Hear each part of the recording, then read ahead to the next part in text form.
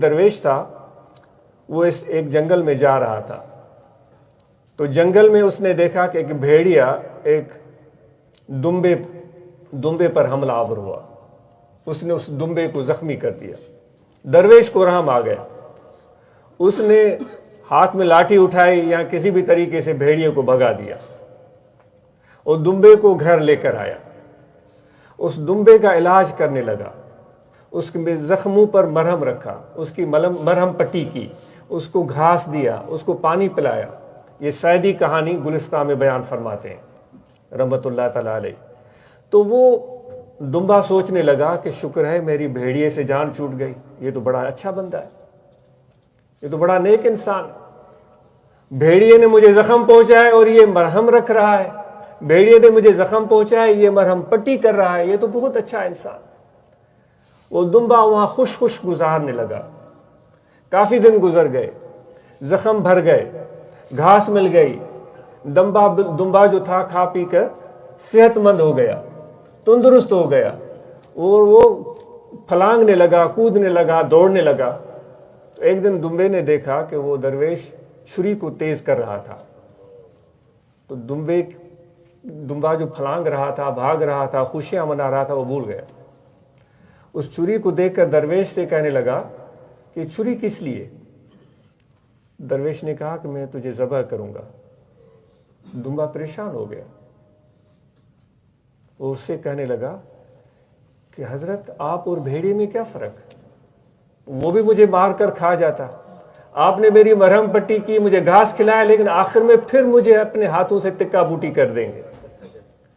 تو میرے کہنے کا مقصد ہے کہ رحم دلی کا ایک انداز بھی ہے، رحم دلی کا ایک انداز یہ بھی ہے، ایک انداز حضور علیہ الصلوۃ والسلام والا بھی ہے۔ مکے میں اتنا عرصہ رہے اور اس قدر لوگوں کے ساتھ محبت اور پیار سے پیش آتے رہے اور ان لوگوں کو دعائیں دیتے رہے۔ ہم تو اپنے مسلمان بھائیوں کی لکھی ہوئی حضور علیہ الصلوۃ والسلام کی حیات پر کتابیں پڑھتے ہیں، یہ تو نان مسلم بھی کہتے ہیں، وہ بھی پڑھ کر دیکھیں، کوئی حرج نہیں ہے اس پر غصے ہونے کی، وہ دیکھیں وہ کیا بولتے ہیں۔ یہ تو نان مسلم اس وقت بھی آپ کو امین اور صادق فرماتے تھے، کہتے تھے، اس کے باوجود ان مکے کے رہنے والوں نے آپ کے ساتھ سماجی بائیکاٹ کر دیا، یعنی لین دین بند، محبوس ہو گئے، 2 سال تک شعب ابی طالب میں بند رہے، قطع تعلق کر دیا۔ وہ بھوکے تھے، وہ پیاسے تھے، ان کے بچے روتے تھے، ان کو دودھ نہیں ملتا تھا، وہ ان کے بچوں کے لیے دودھ دینے کے لیے تیار نہیں ہوتے تھے، لیکن اس کے باوجود کہ وہ مرحلہ بھی آ گیا کہ مکے کو چھوڑنا پڑا، ہجرت کرنے کی ضرورت پڑی، لیکن آپ کے زبان پر کبھی بھی ان کے بارے میں کوئی ایک لفظ دعا کے علاوہ نہیں آیا۔ مکہ سے مدینہ پہنچے اور یہ لوگ وہاں بھی پہنچ گئے اور وہاں بھی آپ کے ساتھ جنگ شروع کر دی۔ آپ صلی اللہ علیہ وآلہ وسلم نے بڑھ کر ان کے ساتھ جنگ شروع نہیں فرمائی تھی، آپ نے تو ان کے ساتھ صلح حدیبیہ کیا تھا۔ ایسے شرائط جو بعض لوگوں کو جو آپ کے جانثار تھے ان کو بہت ہی بھاری لگے تھے، اور وہاں پہنچے، مجبوراً آپ کو جنگ کرنا پڑی، پھر احد، بدر، یہ سب ہوا، اور پھر صلح حدیبیہ ہوا، پھر اس کے بعد آپ فتح مکہ کے موقع پر پہنچے، سارے لوگ لاچار اور مجبور آپ کے سامنے تھے، کچھ کر نہیں سکتے تھے، آپ نے ان سب کو بے درے معاف کر دیا۔ آپ نے سنا ہے، یہ پڑھا ہوگا۔ تو یہ ہوتی ہے رحم دلی، جس کا تعارف اللہ تبارک و تعالی ہم اور آپ سے کروا رہے ہیں کہ میرے حبیب صلی اللہ علیہ وآلہ وسلم کو اپنی ذات سے بڑھ کر آپ کی فکر ہے اور آپ کے لیے زیادہ حریص ہے، اور سب مومنین کے لیے رؤوف رحیم ہے، بہت زیادہ شفقت اور محبت اور رأفت رکھنے والے۔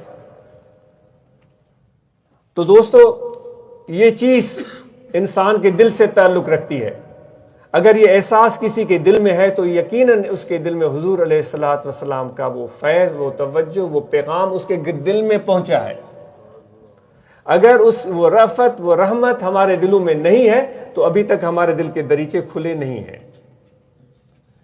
وہ جس طرح یہ ربیع الثانی کا مہینہ ہے، حضرت محبوب سبحانی، غوث سمدانی، پیران پیر شیخ عبد القادر جیلانی رضی اللہ تعالیٰ عنہ اپنے ملفوظات میں فرماتے ہیں لست عبداللہ، تم اللہ کے بندے ہو ہی نہیں۔ آپ کی نصیحت ہوتی تھی، گفتگو ہوتی تھی جس میں ہزاروں لوگ آتے تھے، ہر طرح کے لوگ آتے تھے، ان سب لوگوں کو، اور ان میں عالم بھی ہوتے تھے، ان میں بڑے دانشور بھی ہوتے تھے، ان میں دنیا دار بھی ہوتے تھے، عام لوگ بھی ہوتے تھے، ان کو ارشاد فرماتے لست عبداللہ، تم خدا کے بندے ہو ہی نہیں۔ اب یہ ایک آئینہ ہے ہمارے سامنے، ہم اپنے آپ کو دیکھتے جائیں۔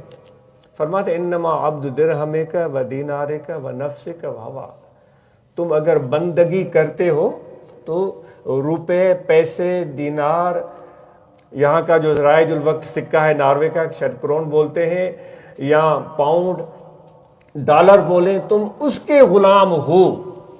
ہم تو نہیں مانیں گے، ہم تو کہیں گے بھائی میں کہوں گا میں پیر صاحب، مجھے لوگ پیر پیر بولتے ہیں، اور کہیں گے کہ بھائی میں حاجی بھی ہوں، میں نے عمرہ بھی کیا ہے۔ ایسے لوگ ہم سے بہتر وہاں لوگ بیٹھے ہوں گے، ہم جیسے لوگ وہاں بیٹھے ہوں گے، ان سب کو کہہ رہے ہیں تم اگر غلام ہو تو اپنے ڈالر کے غلام ہو، دینار کے غلام ہو، اپنے نفس کے غلام ہو، اپنی خواہش کے پجاری ہو، کیونکہ ہماری بہت کوتاہ نظری یہ ہوتی ہے کہ ہم صرف اپنے ظاہر کو بدل کر سمجھ جاتے ہیں کہ ہم نیکوں میں شامل ہو گئے ہیں۔ وہ درویش اور بھیڑی والی مماثلت، کہاں بھیڑیا کہاں وہ شخص جو سفید لباس میں اس دمبے کو بچانے آیا تھا۔ تو ہم ظاہر کو بدل کر سمجھنا شروع کر دیتے ہیں کہ ہم نے منزل پا لی ہے۔ وہ حضرت غوث اعظم محبوب سبحانی پیران پیر رحمۃ اللہ تعالیٰ علیہ فرماتے ہیں اما ظاہروں کا مسلم اما باطنوں کا فلا، ظاہر تمہارا مسلمانوں جیسا ہے لیکن اندر تمہارا مسلمانوں جیسا نہیں ہے۔ اب یہ آئینہ ہے، اس آئینے میں اپنے آپ کو ہمیں دیکھنے کی ضرورت ہوگی۔